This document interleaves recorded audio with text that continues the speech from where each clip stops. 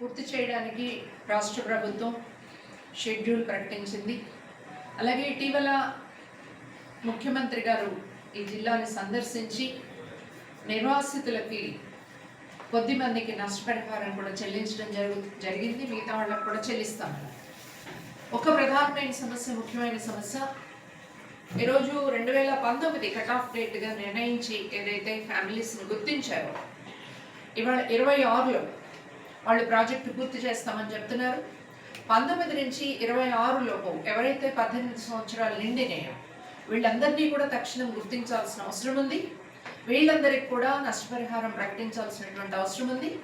రాష్ట్ర ప్రభుత్వం ఏదైతే చెప్తా ఉన్నదో ఆ చెప్తున్నటువంటి దాని ప్రకారం ఈ నిధులన్నీ కూడా విడుదల చేయాలా అనేటటువంటిది, వీళ్ళ సమస్య కూడా పరిష్కారం చేయాలని సిపిఎంగా మేము డిమాండ్ చేస్తాం.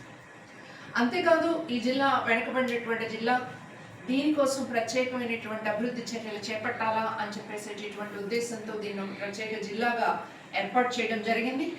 కానీ జిల్లాకు కావాల్సినటువంటి అంగు ఆర్భాటాలు, అందుకు కావాల్సినటువంటి ఏర్పాట్లు ఏమీ జరగలేదు అనేది పదే పదే మాట్లాడుకుంటున్నాం. అంతేకాదు ఈ జిల్లాలో అనేక మంది పనులు లేక వలసలు వెళ్ళేటటువంటి పరిస్థితి ఉంది. ఇప్పుడు కొత్త ఉపాధి హామీ పథకం వచ్చిన తర్వాత కొన్ని ప్రాంతాల్లో జూలై 1 నుంచి అప్డేట్ అవ్వలేదు సాఫ్ట్వేరు అనే కారణంతో పనులు చూపించట్లేదు అని చెప్పేసి చెప్తా ఉన్నారు. అన్ని గ్రామాల్లో ఈ పనులు కల్పించాలా. ఇప్పుడు ఎలినినో గురించి చెప్తా ఉన్నారు. ఏ ఎలినినో వస్తే పంటలు ఏమి వేసుకోగలరు, ఏమి వేసుకోలేరు అనేది కూడా పెద్ద సమస్య. కాబట్టి దీన్ని ప్రభుత్వం వాగ్దానం చేసినట్టు 125 రోజులు ఖచ్చితంగా ఇవ్వడంతో పాటు కరువు ప్రాంతాల్లో 150 రోజులు ఇచ్చేటటువంటి కండిషన్ ఉంది. దాన్ని జిల్లాకు వర్తింపచేయాలా, అవసరమైతే దాన్ని పొడిగించాల్సినటువంటి అవసరం కూడా ఉంది. అంతేకాదు ఈ జిల్లాలో సామాజిక వివక్షత కూడా చాలా పెద్ద ఎత్తున ఉంది. ఇటీవల కాలంలో ఒక గ్రామంలో శ్మశానం మీద దాడి జరిగితే ఎఫ్ఐఆర్ ఫైల్ చేసి కేసు నడిపించాల్సినటువంటి వాళ్ళు ఎఫ్ఐఆర్ని నడిపించినటువంటి పరిస్థితి లేదు. ఎఫ్ఐఆర్ పెట్టినటువంటి పరిస్థితి, దాన్ని రాజీ చేసేటటువంటి దానికి చూసినటువంటి స్థితి ఉంది. అక్కడ ఒక చోటు మాత్రమే కాదు, ఇప్పటికి కూడా సహపంక్తి కూర్చుని భోజనాలు చేసే పరిస్థితి కానీ, దేవాలయాల్లో ప్రవేశం కానీ, లేకపోతే కొన్ని చోట్ల బార్బర్ షాపుల్లో క్షౌరం చేసేటటువంటి పరిస్థితి కానీ, ఇలాంటివి అనేక చోట్ల లేనటువంటి స్థితి ఉంది. అలాగే దళిత వాడల అభివృద్ధి పూర్తిగా నిర్లక్ష్యం చేయబడింది. శ్మశానాల సమస్యలు అనేక చోట్ల ఉన్నాయి. నేను ఇటీవల ఒక గ్రామాన్ని సందర్శించాను. ఆ గ్రామంలో ఉన్నటువంటి ప్రభుత్వ భూమి శ్మశాన భూమిగా ఉపయోగించుకుంటున్నారు. ఆ భూమిని చుట్టూ ఉన్నటువంటి రైతులు ఆక్రమించుకుంటా ఉన్నారు. దానికి చుట్టూ ప్రహరీ నిర్మాణం చేసి ఆ శ్మశానానికి కేటాయింపులు జరగలేదు. ఇలాంటివి అనేక చోట్ల జిల్లాలో ఉన్నాయి.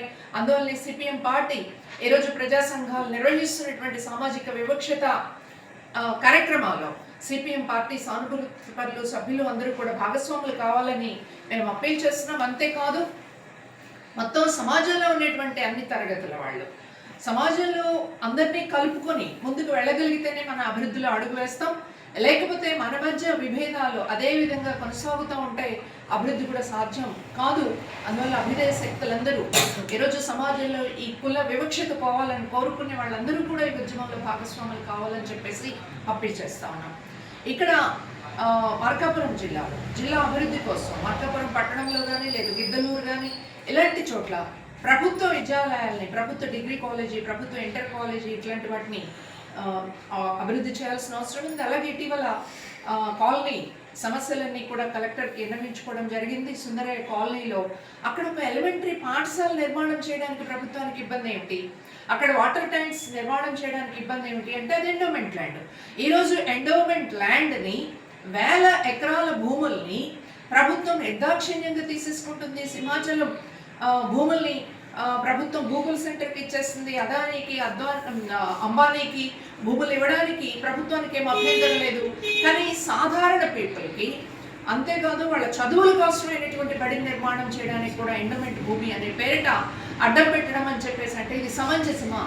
ఈరోజు ఇక్కడ ఉన్నటువంటి జిల్లా కలెక్టర్, ఇతర అధికారులు కూడా ప్రభుత్వానికి స్పెషల్ కండిషన్ని తెలియజేయాలా, వాళ్ళకి తక్షణం స్కూల్ నిర్మాణం చేసేటటువంటి పని చేయాలి.